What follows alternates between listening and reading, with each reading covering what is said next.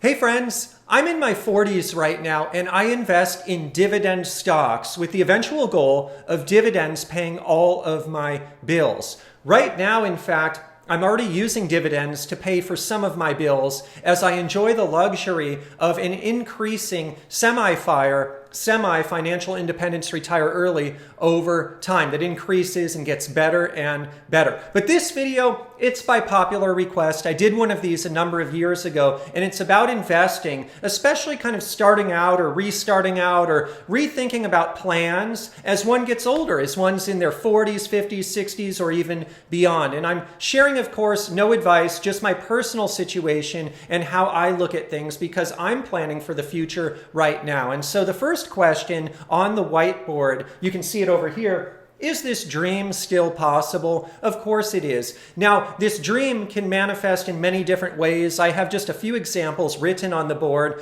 but what are some examples? Luxury travel in retirement. What's another example? Having money left over for future generations that can pay dividends in perpetuity. What's another dream? Maybe just having more work-life balance. Maybe someone wants to work well into their 40s, 50s, 60s, and beyond, but wants fewer hours at work, more hour for fun, the gap kind of made up with income from dividend stocks. This dream can manifest in many different ways, but of course it's still possible. And one of the things that is really important to realize for anyone watching in their 40s and beyond, and I have to remind myself this because some days I wake up and I feel like, hey Ian, boy, you're older now, you're in your 40s. But really, here's the thing. Traditional retirement age is about 65 years old here in the United States. And 40 is still quite a ways away from that retirement age. So if I take 65, I subtract out 40, boy, there's 25 years there. In 25 years,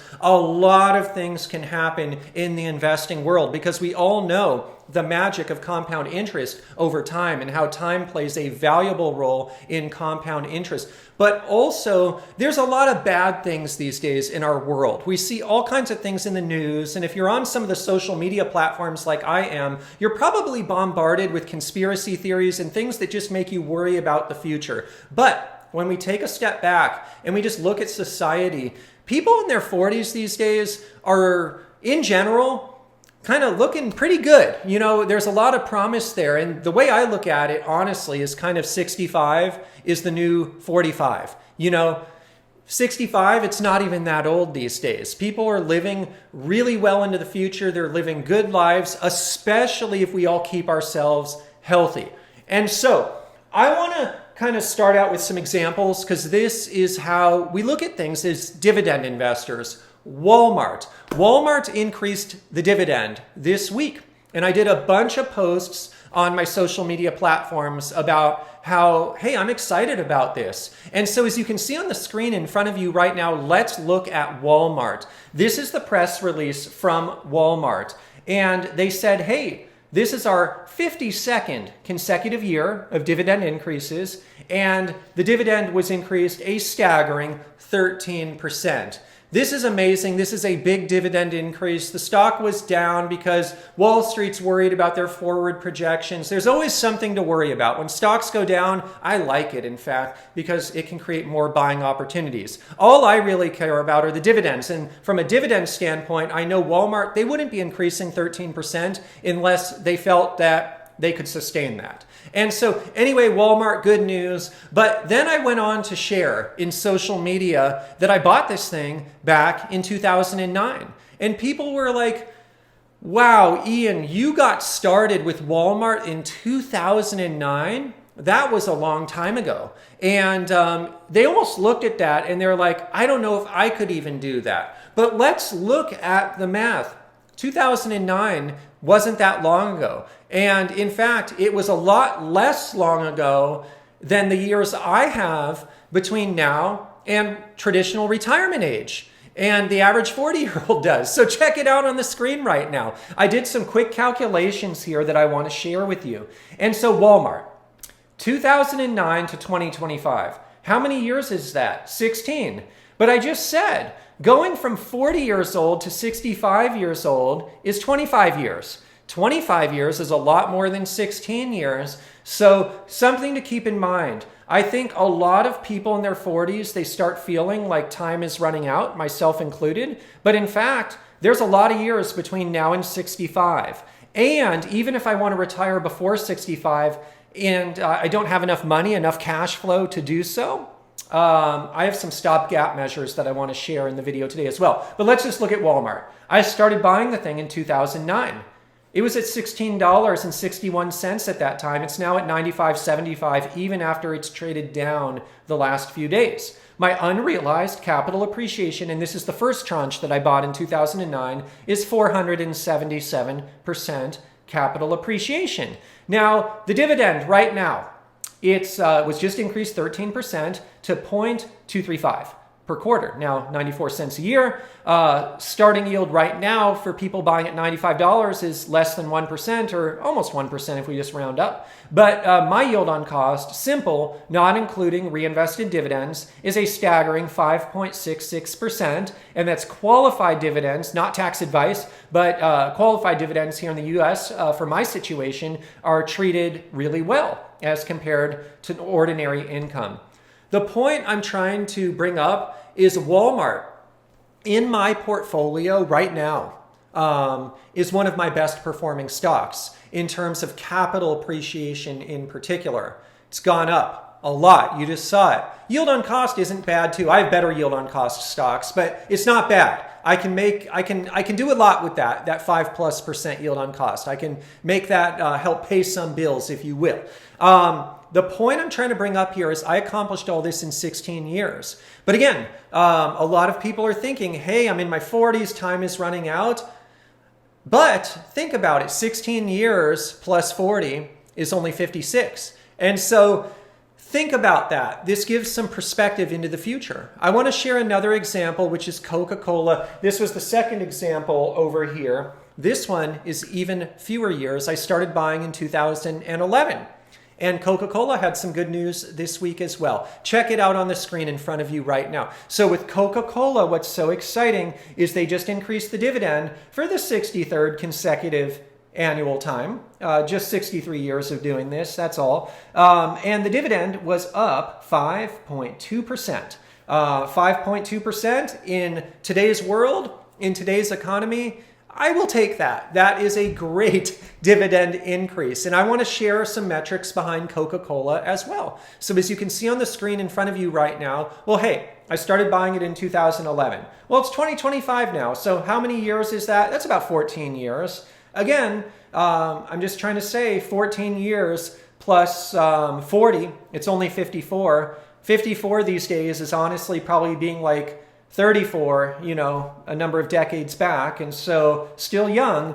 But think about it. That's pretty cool. Anyway, capital appreciation with this one is not quite as good as Walmart, but I am up unrealized capital appreciation on the first tranche. I'm sharing this first tranche study today, 129%.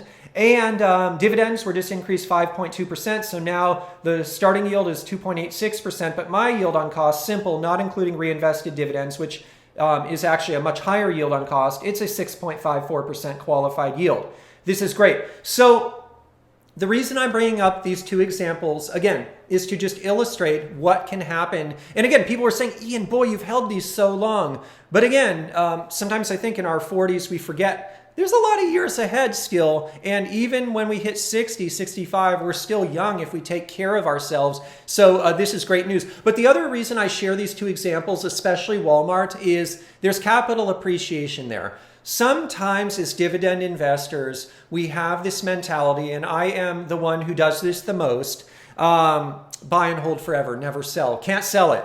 But look, if I get into a pinch and in my retirement, I need to use some capital to pay for things, I will do that. And I have a large amount of capital appreciation here, unrealized capital gains that at some point I got to sell Walmart. I'm going to sell Walmart. It won't be fun. It might be even painful, but it's an option that I have. And I want to remind people, myself included, that that is an option we have. And that's why, honestly, I like investing in dividend growth stocks, because as they grow the dividend, why are they growing the dividend? Because the earnings are growing. And as the earnings grow, stock price tends to grow over very long periods of time, especially if I buy it at value levels. I buy at good prices. And so there's that wild card there that, hey, if I need the capital, I got the capital. And there's this dream I have of living off of dividends and leaving the entire portfolio to future generations. But I have to remember also that part of the dream is over here, luxury travel in retirement. Not really worrying, just enjoying life. And I don't say all the money is left over for future generations. I say that money is left over for future generations. So, hey, if I have to sell off some of the stocks in retirement, it's not the end of the world. And so those are the two examples I wanted to share today, but I have more on the agenda. So what I want to do next is I want to talk about some big levers. So this kind of applies to my situation, and I'm sharing just some stuff from my life, but also I'm kind of speaking in general, like what are some big levers that investors in general who are a little older might want to contemplate as they're reaching older years. You know, you're in your 40s or 50s and you're just starting out with investing. What are some big levers that exist that could help getting from point A to point B? And point B is a really comfortable retirement with a lot of cash flow from dividends and very few cares in the world. And so, as always, I've got the levers here, but let me go through those in a little bit more detail. So first and foremost is, you know, this isn't always the most fun option, but it's working a few more years. You know, if we're a little bit further behind, or some of us are further behind just because inflation, the cost of living, has been way higher than we ever projected. Put in the comments below if you're kind of seeing that. I am. I never realized that inflation would be so crazy, cost of living would be so crazy. One option we all have is just working a few more years, or even taking a lower paid job for fewer hours, maybe that has health benefits attached to it that saves us a lot of money, and working kind of part-time for a few more years. There's, it may not be super desirable to do that, but it is something that is possible. It's a lever that we have. Another one, moving. We moved from California to Idaho a number of years back. I'm filming this video from our new home here in Idaho, and that was an example of geo-arbitrage.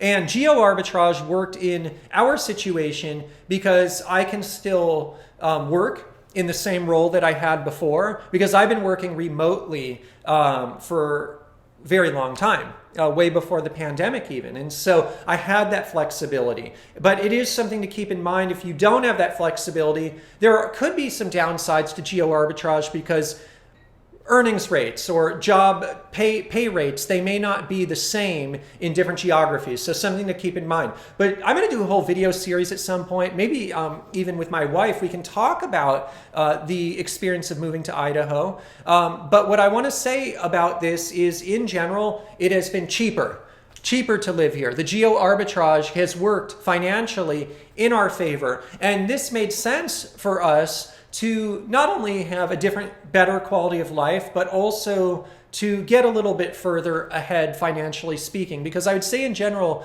from like a housing standpoint, let's just talk about that. It's one of the biggest expenses that anyone has. I would say in general, for a similar sized accommodation, similar sized house in California versus here in Idaho, Treasure Valley, it's hard to do a total comparison because I'm not a kind of expert on these residential real estate markets right now, but I'm just speaking at a high level. I would say it's at least half the cost here in Idaho, at least, and for a newer home. Now, there are some factors of just home maintenance. I would say home maintenance here and kind of home upkeep, it's more expensive than in California. Where homeowners, though, can really win is the property taxes are significantly lower. In general, moving from California to Idaho, that's an example of geo-arbitrage where it's possible to save a lot of money. And someone who is a little older like myself, older, 40 is not that old,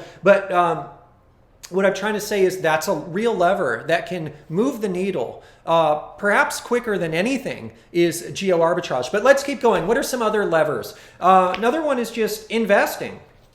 Okay, so I want to talk about investing a little bit differently today. When I talk about investing in general on my YouTube channel, I go through dividend stocks. I talk about my taxable portfolio, driving cash flow that I can use now to pay the bills. But I've also hinted over the years, and I'll include some of these resources in the pinned comment below, but there's other things that go into my personal investing strategy. And you've probably seen, if you've been watching closely in more recent years, some of these have been more stopgap measures. What is a stopgap measure?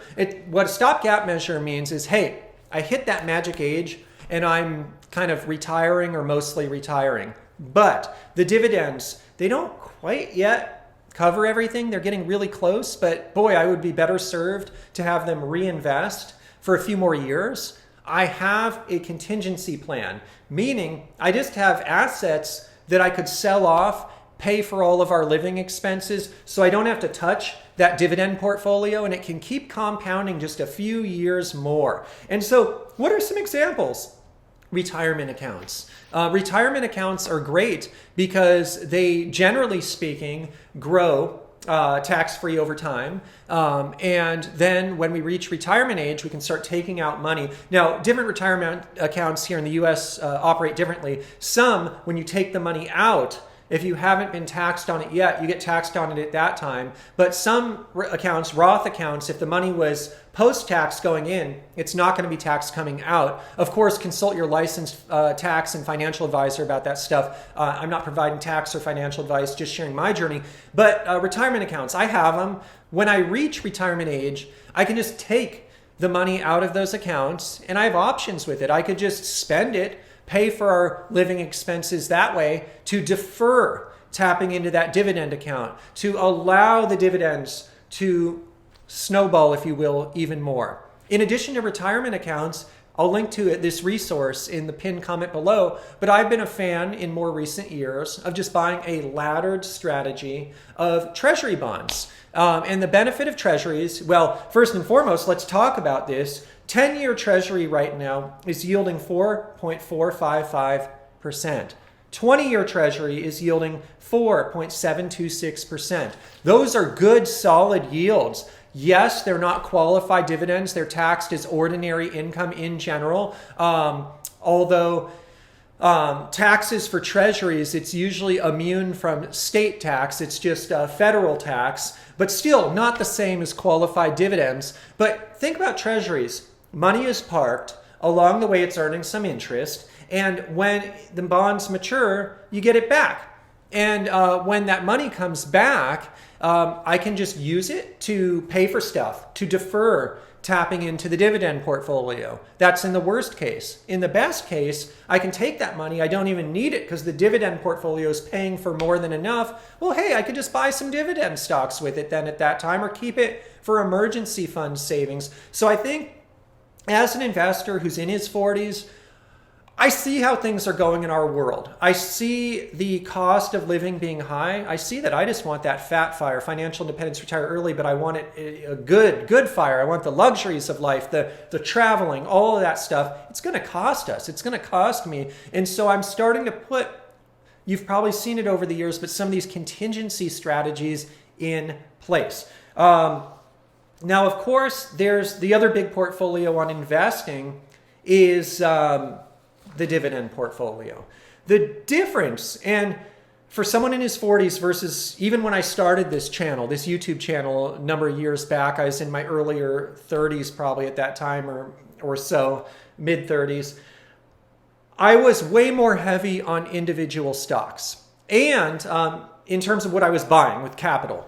And obviously we lived in a different world too. It was pre-pandemic. The world was not as crazy as it is now. And so basically my strategy, you've probably seen in the videos over the years, it's evolved a bit. And these days, my strategy with net new capital, you've seen it in 2025. Ian, what's your number one position you're buying, you're accumulating? SCHD. I'm more ETF focused. Why am I more ETF focused?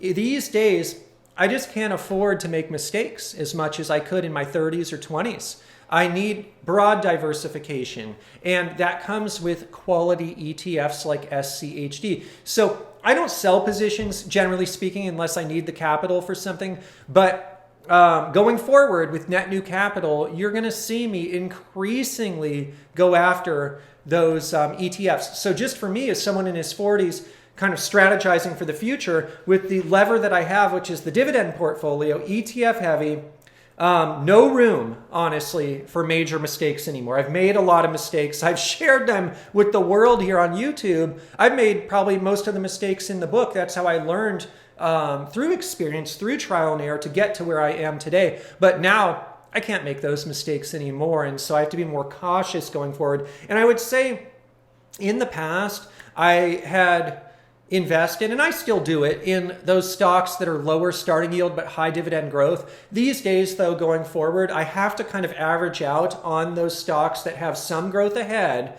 but have a reasonably good starting yield. And an example of that, it's not on sale now, but if it were on sale, maybe a good example would be something like a COCA-COLA, which I discussed in the video earlier today.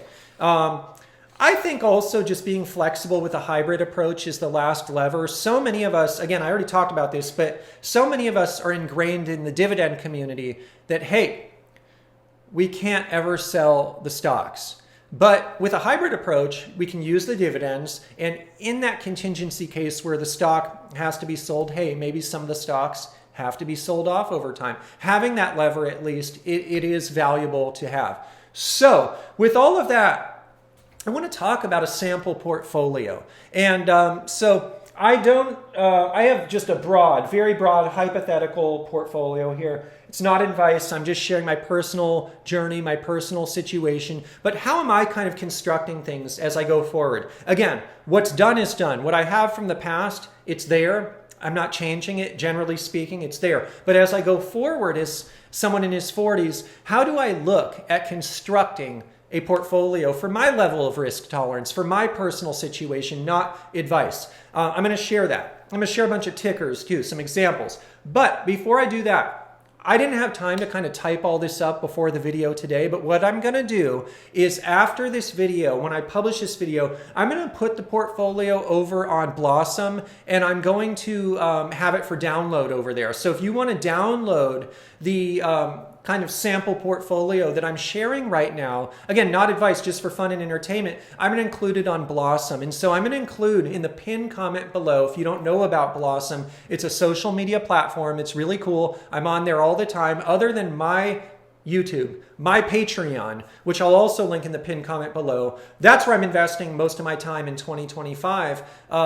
Other than that, it's on Blossom. The other socials, I'm there too, but those are my favorites. And so I have my affiliate link in the pinned comment below. And in terms of full disclosure, if you use my link to sign up, I will be compensated and I will be grateful. It is free to use this platform. It's a platform, social media for investors, and there are paid tiers as well, but it's free just to sign up. Anyway, connect with me on Blossom. I'm going to have the portfolio over there. But let's do this. So for this portfolio, okay, I'm talking about my taxable kind of non-retirement account first. Let's talk about that.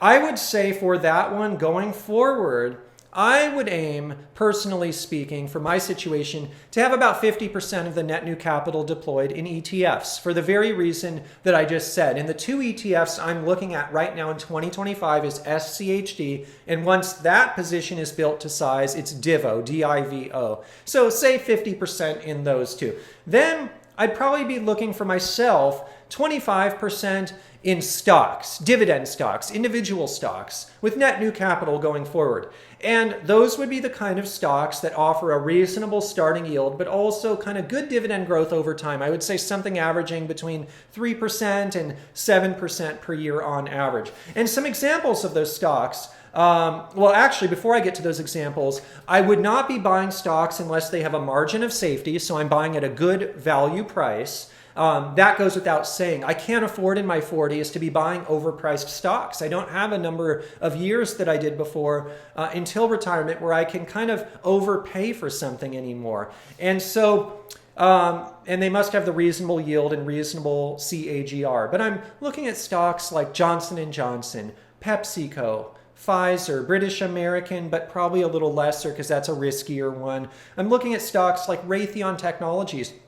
Even though that one is appreciated in price, it's actually still looking like a reasonable value to me. I'm looking at stocks like Honeywell, where even though that one's not cheap, they're splitting the company. I discussed this in a recent video. I'll link to it in the pinned comment. I think there's going to be value creation ahead. I'm looking at stocks like General Mills, which honestly, I just did an analysis. I shared it on my Patreon, which I'll link to in the pinned comment below. I can't even believe how much value. I'd kind of written it off. I got biased against it. So then I just looked at the data, and the data shows me, wow, General Mills is trading at a PE now of like 12. Okay, I like that. And so 12 or 13, somewhere around there.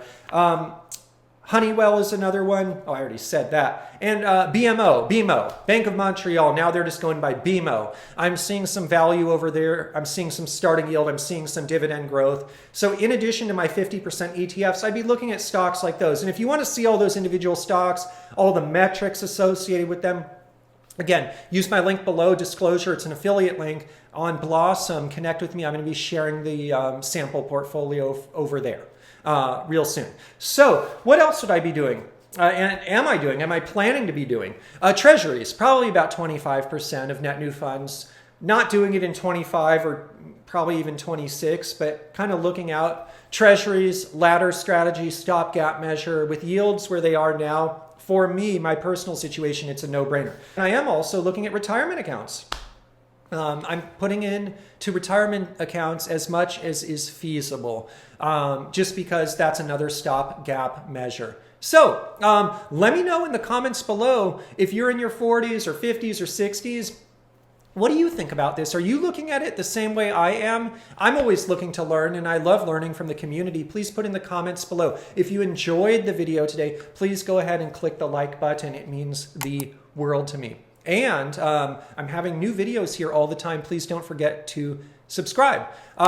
Before I go, in terms of a full disclosure, I own the stocks, many of the stocks mentioned today. So I'm long Wal-Mart, ticker WMT. I'm long Coca-Cola, ticker KO. I'm also long the ETF SCHD. I am long Johnson & Johnson, ticker J&J. PepsiCo, ticker PEP. I'm long Pfizer, ticker PFE, British American, ticker BTI. I'm long Raytheon Technologies, RTX, Honeywell, ticker HON, General Mills, ticker GIS, and BMO, ticker BMO. I'm also long Treasuries, and I do plan to add the ETF DIVO, DIVO, at some point. Importantly, I want to add my disclaimer. Today's video, it's not investment advice. I'm not a licensed investment advisor. Today's video, it's just for your fun and entertainment. Before you go forth and invest in anything, please consult your licensed financial advisor first. It's possible to lose money in the stock market. I'm just sharing my journey here on YouTube. As always, for fun and entertainment, I'm just speaking from my personal situation. As always, in the description below, I have my full disclosures, disclaimers as well. Also, in terms of a full disclosure, I'm an affiliate of Blossom Social. I'm compensated for signups over there.